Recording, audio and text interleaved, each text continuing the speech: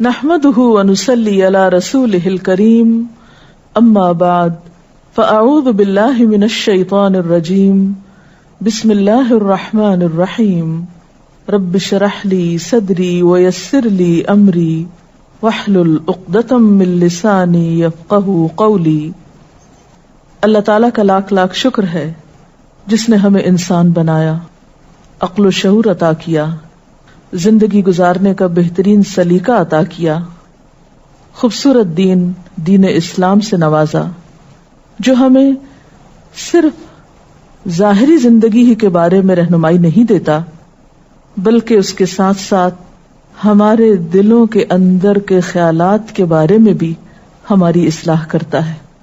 ہماری سوچیں، ہمارے احساسات، ہمارے جذبات، ہمارے خیالات جب تک اللہ کی مرضی کے تابع نہ ہو اس وقت تک دین اسلام میں پوری طرح داخلہ ہو نہیں سکتا، جس کا ہمیں حکم دیا گیا کہ ادخلوا فی السلم کافۃ، کہ اسلام میں پورے کے پورے داخل ہو جاؤ۔ اسلام کا مطالبہ ہم سے صرف یہ نہیں کہ ہم چند ریچولز یا چند ظاہری عبادات کو اپنی زندگی میں اختیار کر لیں اور اپنے اندر کے بارے میں بھول جائیں۔ تو آئیے دیکھتے ہیں کہ ہمارے اندر کے احساسات اور جذبات کی اصلاح ہمارا دین کس طرح کرتا ہے۔ انسانی احساسات اور جذبات ایک بہت ہی ناقابل فہم چیز ہوتے ہیں، بعض اوقات ان کو وہی سمجھ سکتا ہے جس نے ہمیں پیدا کیا ہے، ان کی اصلاح بھی وہی کر سکتا ہے جو ہمارا خالق ہے۔ ہمارے احساسات میں، ہمارے خیالات میں، ہمارے اندر کی دنیا میں کچھ چیزیں مثبت ہوتی ہیں اور کچھ منفی ہوتی ہیں۔ منفی جذبات میں ایک جذبہ حسد کا جذبہ ہے۔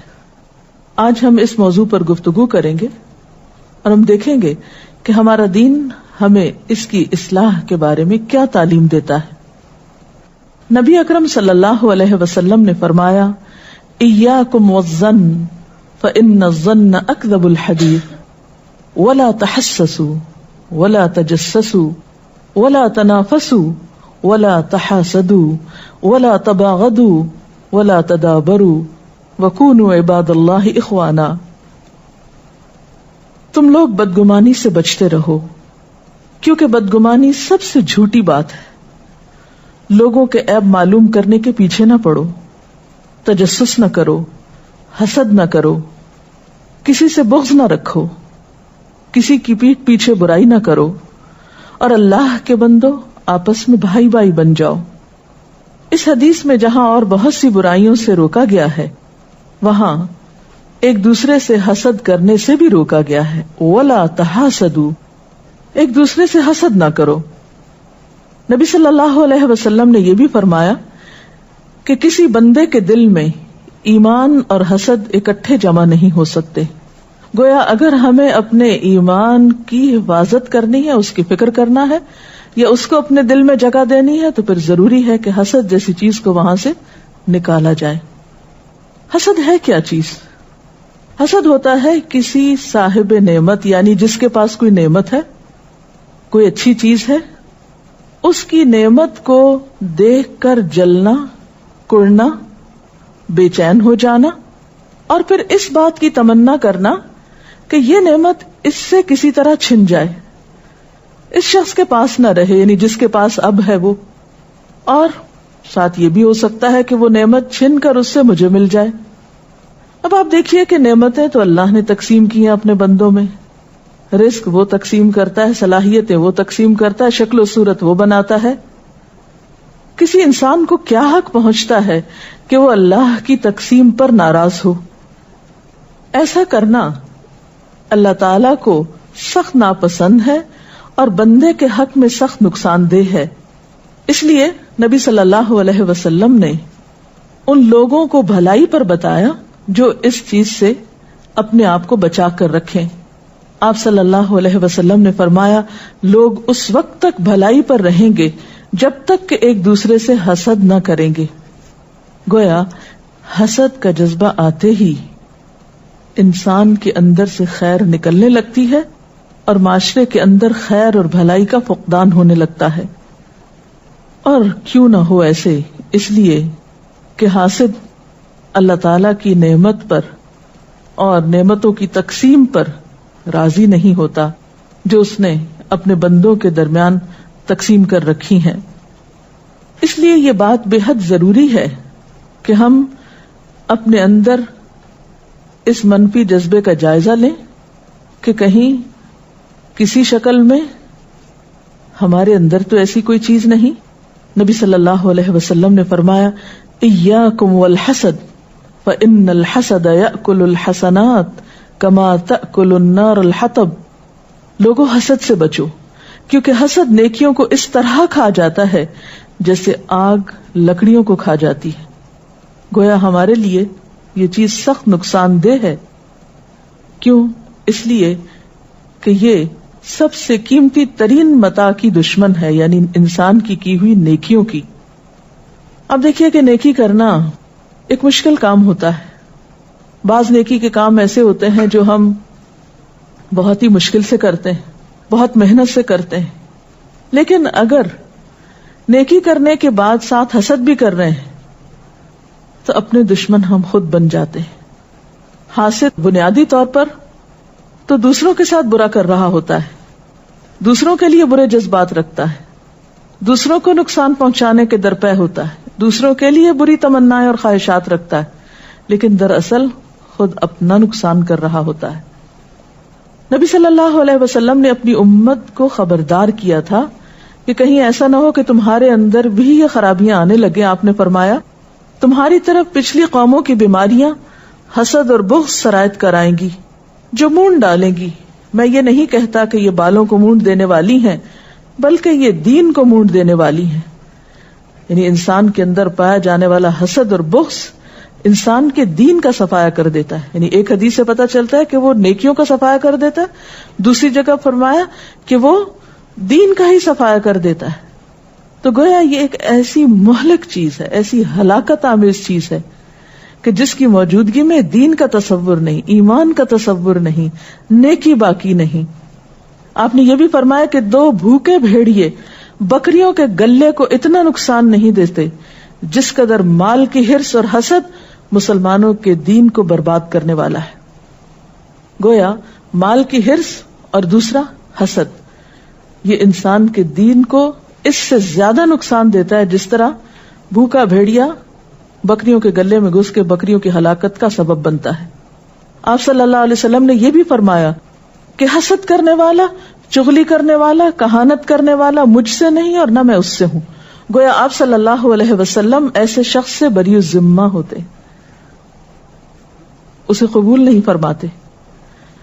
اسی طرح انسانوں کے اعمال قبول نہیں ہوتے ان انسانوں کے جو اپنے دلوں میں حسد رکھتے ہیں. رسول اللہ صلی اللہ علیہ وسلم نے فرمایا ہر سوموار اور جمعرات کو انسانوں کے اعمال اللہ تعالیٰ کے سامنے پیش کیے جاتے ہیں. اللہ تعالیٰ اس دن میں سوائے مشرکین کے ہر ایک کی مغفرت فرماتے ہیں اور ان 2 آدمیوں کا معاملہ چھوڑ دیا جاتا ہے جن کے درمیان باہم کینہ کپٹ ہو، ایک دوسرے سے حسد کے جذبات ہوں، ان کی مغفرت نہیں ہوتی. فرشتوں کو اللہ تعالیٰ فرماتے ہیں کہ ان دونوں کو ابھی مغفرت سے چھوڑے رکھو یہاں تک کہ یہ باہم میل ملاپ کر لیں، یعنی باہم تعلقات کی اصلاح فرما لیں.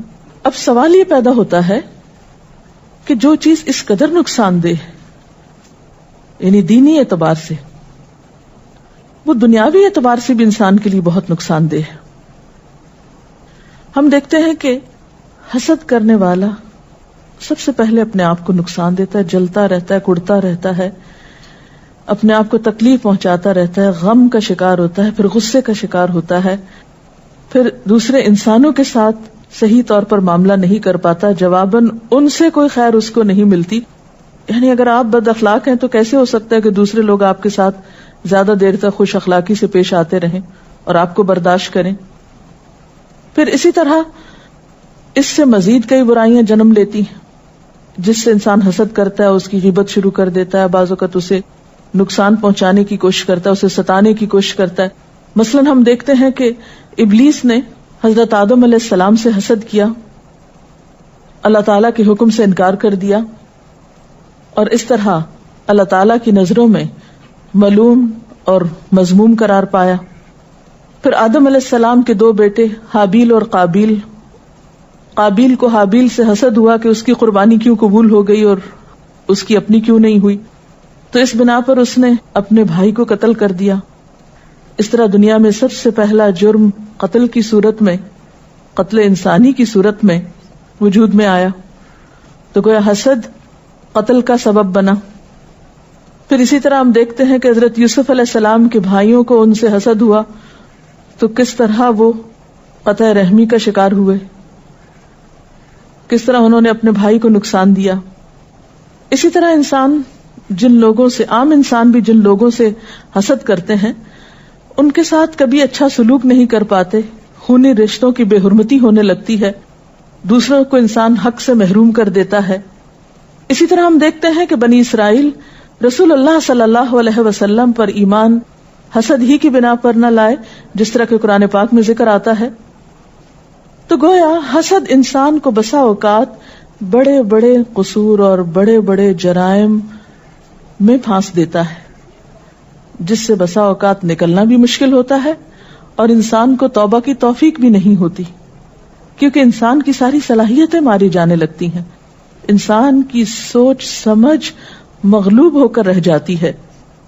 اس لیے بے حد ضروری ہے کہ انسان اس ناپاک منفی جذبے سے اپنے آپ کو نکالے، اپنی اصلاح کرے.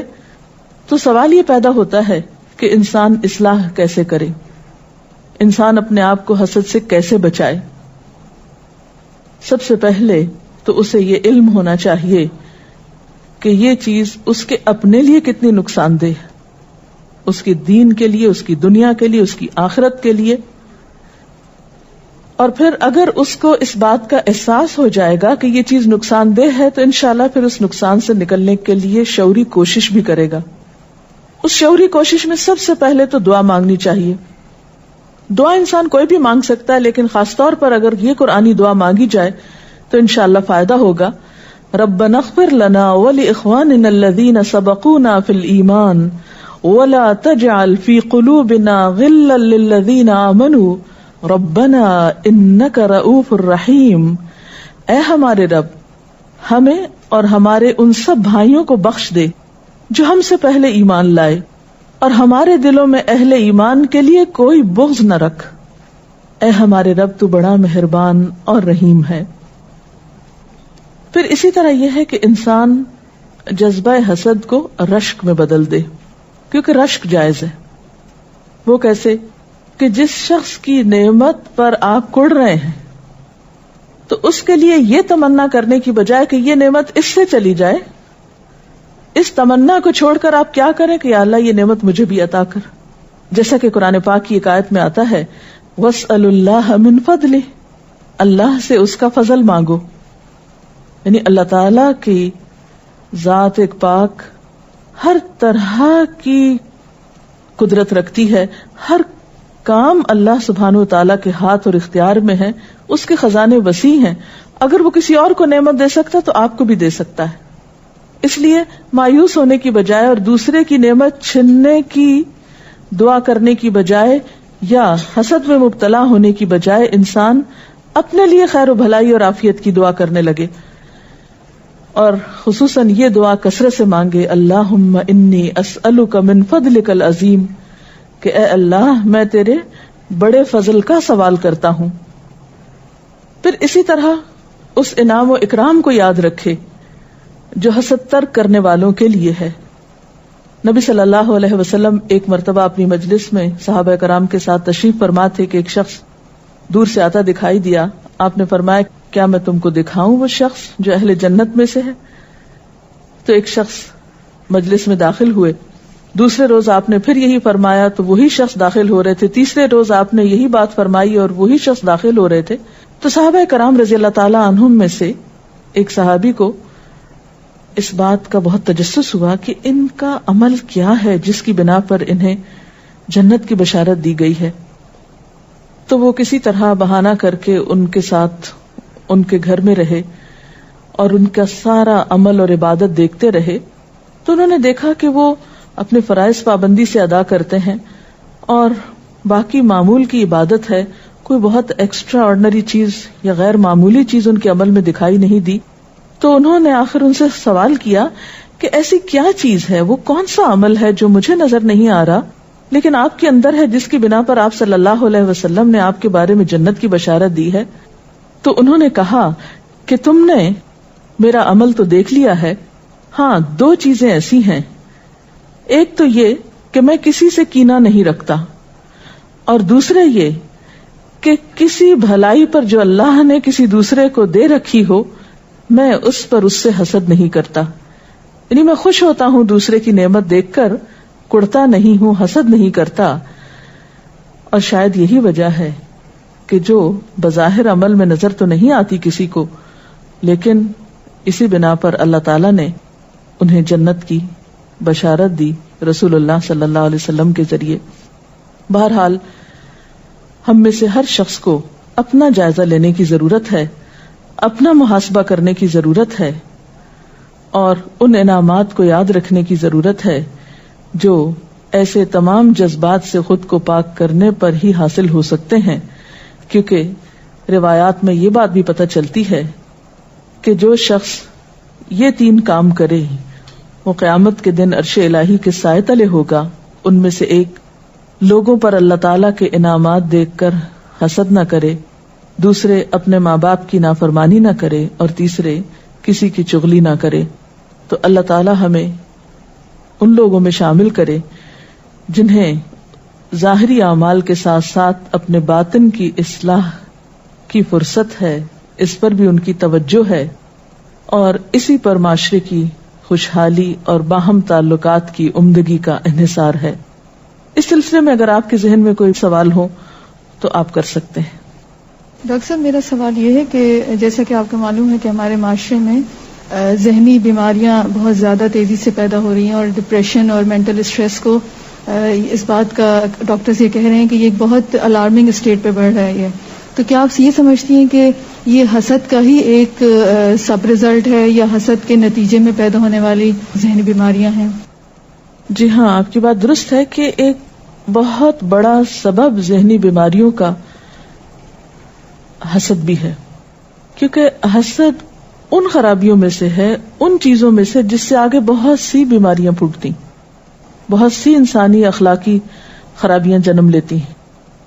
حاسد بنیادی طور پر اللہ کی تقسیم پہ راضی نہیں ہوتا، ایک غیر مطمئن زندگی بسر کرتا ہے. اس کی نظر اس پہ نہیں ہوتی کہ اس کے پاس کیا ہے، اس کی نظر اس بات پہ ہوتی ہے کہ دوسروں کے پاس کیا ہے. وہ اپنے کو ملنے والے انعامات کا شکر ادا نہیں کرتا، اس کے برعکس دوسروں کو ملنے والی نعمتوں پر جلتا کڑتا ہے.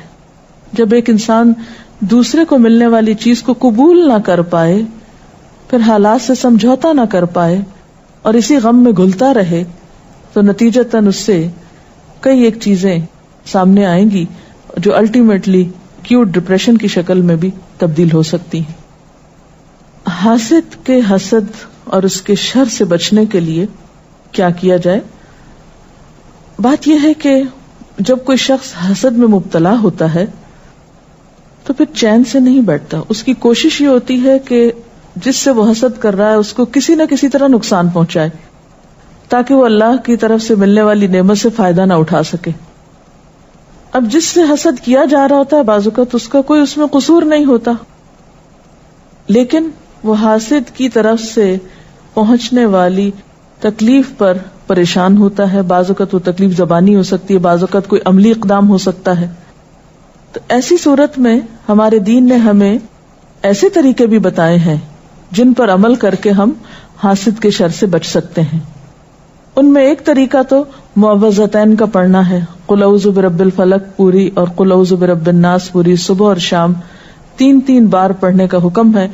اگر کوئی شخص یہ صورتیں پڑھتا ہے تو انشاءاللہ وہ بہت سی چیزوں کے شر سے، جس میں من شر حاسد اذا حسد، حاسد کے شر سے جب وہ حسد کرے، اس سے بھی انشاءاللہ محفوظ رہے گا. اسی طرح ایک روایت میں آتا ہے کہ آپ صلی اللہ علیہ وسلم کی طبیعت جب ناساز ہوتی تو جبریل علیہ السلام آپ پر دم کرتے. اس کے الفاظ بھی کچھ یوں ہیں، بسم اللہ ارقیکا من کل داء یؤذیکا ومن شر کل حاسد وعین اللہ یشفی کا، ترجمہ اس کا اللہ کے نام سے دم کرتا ہوں ہر اس بیماری سے جو آپ کو پہنچی ہے، اور ہر حاسد کی برائی اور بری نظر سے اللہ تعالیٰ آپ کو شفا دے. تو یہ دعا بھی پڑھی جا سکتی ہے. لیکن ایک بات یہاں یاد رہے کہ جواباً کوئی اقدام نہیں کرنا چاہیے. اگر آپ سے کوئی حسد کر کے آپ کو نقصان دے رہا ہے تو اس موقع پر انسان کو صبر سے کام لینا چاہیے اور حسن اخلاق سے معاملے کو رفع دفع کرنا چاہیے. قرآن پاک میں بھی اس کے بارے میں آتا ہے وَدَّ كَثِيرٌ مِّنْ أَهْلِ الْكِتَابِ لَوْ يَرُدُّونَكُم مِّن بَعْدِ إِيمَانِكُمْ كُفَّارًا حَسَدًا مِّنْ عِندِ أَنفُسِهِم مِّن بَعْدِ مَا تَبَيَّنَ لَهُمُ الْحَقُّ فَاعْفُوا وَاصْفَحُوا حَتَّى يَأْتِيَ اللَّهُ بِأَمْرِهِ. اہل کتاب میں سے اکثر لوگ یہ چاہتے ہیں کہ کسی طرح تمہیں ایمان سے پھیر کر پھر کفر کی طرف پلٹا لے جائیں، اگرچہ حق ان پہ ظاہر ہو چکا ہے، مگر اپنے نفس کے حسد کی بنا پر ان کی خواہش تمہارے لیے ہے. اس کے جواب میں تم عفو درگزر سے کام لو یہاں تک کہ اللہ خود ہی اپنا فیصلہ نافذ کر دے. وآخر دعوانا ان الحمد للہ رب العالمین. سبحانک اللہم وبحمدک نشہد ان لا الہ الا انت نستغفرک ونتوب الیک. والسلام علیکم ورحمۃ اللہ وبرکاتہ.